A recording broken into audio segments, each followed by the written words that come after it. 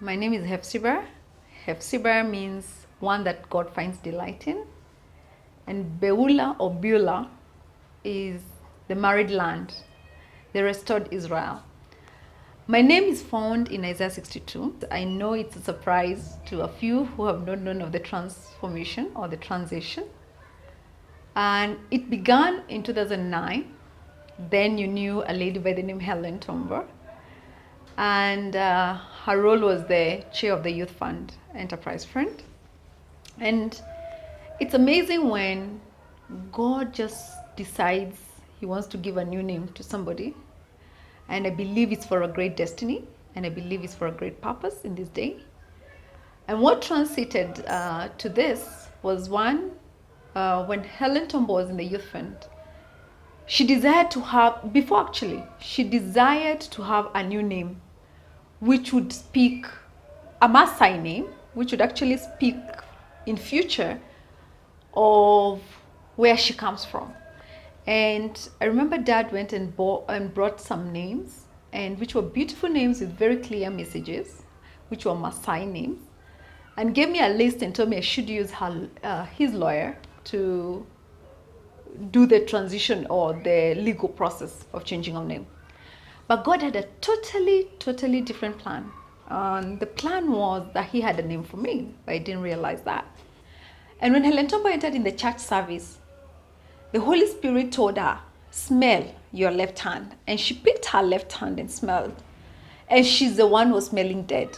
And the voice she heard was that Hellen Tombo is dead. I got out of Katoloni and I proceeded on with life. I didn't picture the name because the name was very difficult then.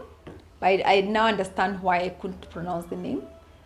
And this September 30th, 2010, I was in my sister's house in London. And I was passing through an official meeting in the organization I work for. And I remember my sister preparing me a room on the 30th of September. And at 3 a.m. on 30th September, I was woken up. And that's 3 a.m. London time. And when I was woken up, I could hear a voice very clearly. It's beautiful to know that what we read in the Bible, it's a reality. Because I had a voice when in the room I was. And the voice asked me, why haven't you changed your name? And innocently, I knew God was speaking. And I said, to what name? He told me, I gave you a name, Israel. And I wondered, God, you gave me a name, Israel? When did you give me? Realizing in 2009, women had gathered at Ridgeways in one of our mother's houses to pray for Hellen Tombo because of what was happening. And as they were praying for Hellen Tombo, they were given the name Israel. And so now back to 2010 on 30th September. So I tell God, okay, yes, Israel. Then I was told, switch on the TV. So I picked my sister's remote and switched on the TV. 3 a.m. London time, who was being interviewed at 3 a.m., Israel Houghton. God has just asked me why haven't you changed my name to Israel. And okay, so I told God, so do you want me to be called Hellen Tombo Israel? And he says, pick up your laptop. So I picked up my official laptop and I then I was told, Google the name Israel for a baby. So I Googled the name Israel for a baby. And it's given to baby boys. So I told God, you want me to, you're giving me a man's name? Then he told me, I gave you a name in Catalonia, which was the time I went off fasting in December. Then I couldn't remember the passage I had been given. And beautifully enough is that I had just asked God, are you giving me a man's name? He told me, Google, God works with technology, Google, and this is not marketing Google, but God used it for that moment. Google the name God gave to restore Israel.